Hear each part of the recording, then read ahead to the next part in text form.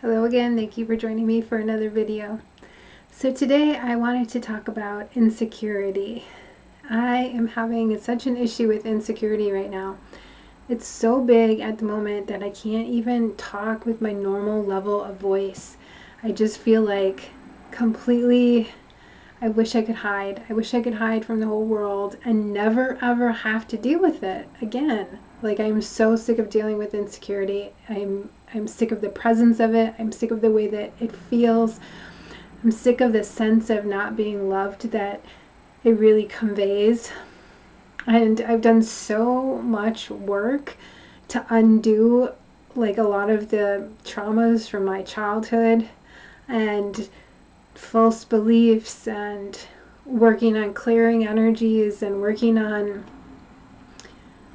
genuinely liking myself, so that when I come up against a situation that causes insecurity to come back and make me want to run away and hide, it's just like, when does it actually go away? And how is it possible that it's still there? How is it possible to have so many examples of being loved, of feeling loved, of being supported, and in the face of a perceived threat, which isn't even a real threat, it's just perceived threat, the insecurity and that feeling of hopelessness and desperation and rejection underlying, what else is insecurity but a fear of rejection? And why would we fear rejection unless we had felt it and it hurt? Like, how, right? So I have a lot of those, and I have them around just about every area of my life. And because I don't have like a massive amount of social interactions with others, I've always been pretty isolated. I've had a very lonely life. It's something I've had to grow used to, because it's just, I've not been able to crack the code of how to feel comfortable around others. So I just got really used to being comfortable by myself. And so I have a lot of examples of attempting to be my free, authentic self, and then having the response be a rejection of varying degrees of pain and harm, and then not having that validated, not having the compassionate response that is necessary to heal those things. So I've had to go back now as an older woman and look back through my life and address each of those things and attempt to bring my own wiser version of self to that kind of wounded child part that's within. But it still comes up. It's one of those things. There's a famous monk on YouTube that does these videos about, he had like extreme anxiety and it was hard for him to deal with. And so then he would sit with the anxiety in his meditations. And so lately, when I've been feeling this level of insecurity and like everybody hates me, and it really can get to the level of, okay, I'm going to have to think this all the way through to the end. And what if thinking all the way through to the end includes, it is the truth that everybody hates me? Now that's the worst feeling. Let's lean into it. And it's not super pleasant to lean into that feeling, but it's also not pleasant to pull away from it and pretend it isn't happening, and to mask and to be a person that I'm not, the inauthenticity of everything. So insecurity will like turn into this spiraling mess and swirl of needing to escape it, but in the escape it makes it worse, because you're not being yourself. So of course you're not going to be secure. You're literally pulling away from yourself as you pull away from others. And so it's this really vicious tidal wave of emotions, whirlpooly, yucky, tornado-ish, stormy, all the bad storms, that energy, that's insecurity. And I do think that some of the root of it comes from that sense of rejection, especially as we're growing up. So as we're trying to form some kind of identity and some form of, an interface with the social world, right? We are differentiated.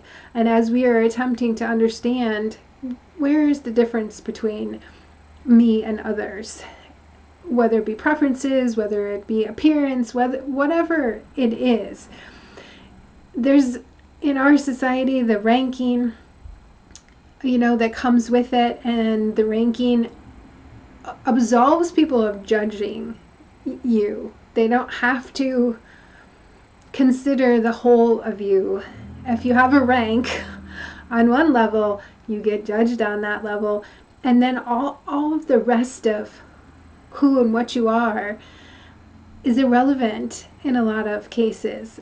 And so the insecurity is a genuine fear of social rejection, because the price you pay for social rejection, when the social schema is what holds all the resources and the things you need, it makes sense that it is a horrible feeling and biologically so intense that it involves your whole system. Your whole system gets involved when you are feeling this level of threat.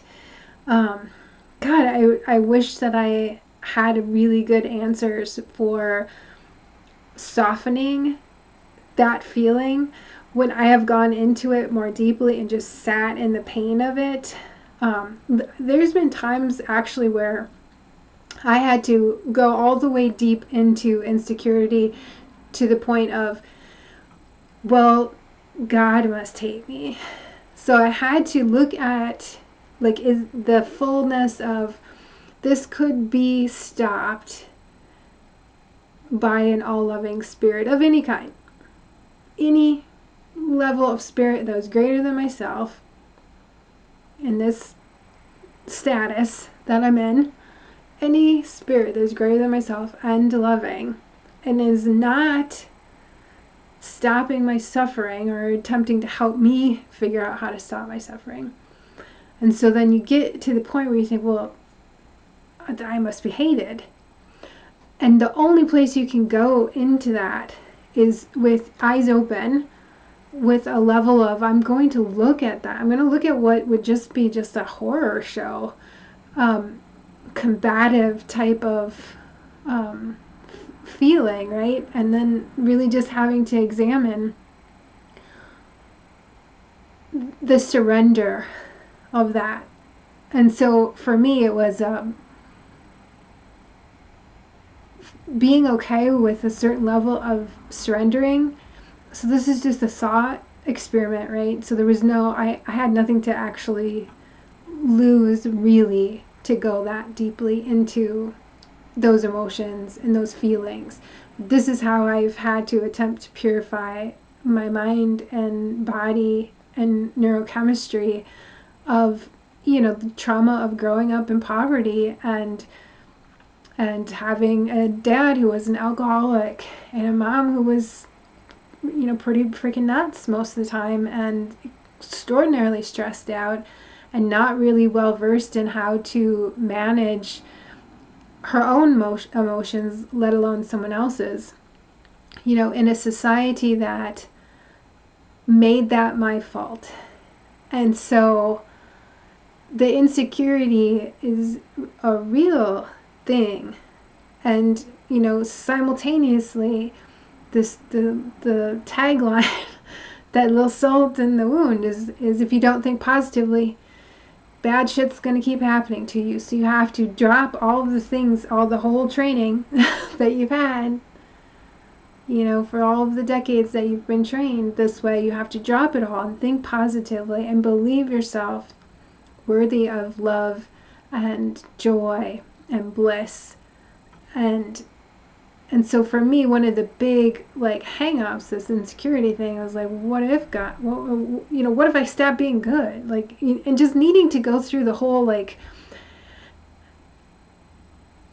if God hated me, if everybody on earth hated me, not even cared enough to even come at me, but just like you are completely inconsequential, could fall over in the street and disappear, that kind of thing. So it's like just this weird thought experiment. I needed to go all the way through it and meet that part of myself that believes it is capable of being hated. And then the next day, I'm still me. So this, I don't know if this is going to make a whole lot of sense, but so despite the fact of the complete possibility of being hated in that way, leaning into that negativity and not running from it, and having to be that force of presence that was coming up against it rather than shying away from it, and then noticing that I was still there the next day. So then you develop a trust and a safety with yourself, which tends to bring the insecurity down. Because even as I feel it, I know that I can get through it. I don't have to run from it. It's gonna arise up there. It's gonna be kind of pushy on me. And then as I just stay present in it, I watch as it dissipates. And it gets a little bit easier every time. When I was younger and I would have this feeling of just like the intensity of there's nothing I can do to make people love me, and just really knowing that either people jive with you or they don't. And it's, you can bring yourself to the table and you love yourself enough to be authentic in it, but you have no say over how that is received. It's as you are genuine. Some people are going to like you and some people aren't, because that is just the nature of the kind of creatures we are. I feel like I'm going off on the too far tangent, but when I was younger, that feeling was intolerable. I couldn't tolerate it. I couldn't watch it rise up and like, oh, so today we're gonna have a day where I relive that sense of insecurity, the sense of potential rejection, and the sense of isolation and loneliness and not good enough. But I don't have to act on any of the feelings, and that's the difference. So when I was younger, I couldn't tolerate sitting with it. I had to do something. There had to be an action. Going out, getting out of the house, going out, go clubbing at the bar downtown, go make some art somewhere. I had to do something to disturb that emotion. And I couldn't just contemplate, what does this tell me about myself? What does this tell me about the society I'm living in? What does this tell me about other people and how they are feeling? And how could I, as a human here, help other people who might be feeling this too? That deep insecurity, that fear that comes from social rejection. And because everything is like based on this like status stuff, we're in a little bit of a flux right now. We haven't quite matured enough, I think, as a group of wandering souls here on this planet, to have figured out how to stop some of the underlying competitive vibes that allow us to willfully harm people, not because by withholding, not because they are weaker, but because they're stronger, because they're better, because there's a jealousy component to all this, because we want, and it's just, we have quite fully matured. And so in the meantime, as often as possible to remind each other that we're good enough, and make sure if someone falls on the street that you do something. Don't just walk by. That's my 2 cents for today. So I hope you're not suffering with feelings of insecurity today like I am. But if you are, tomorrow is another day and we will get through it. And there are still good vibes to be had, despite the bad ones that arise from time to time. And I wish you very well, and I will see you soon. Take care.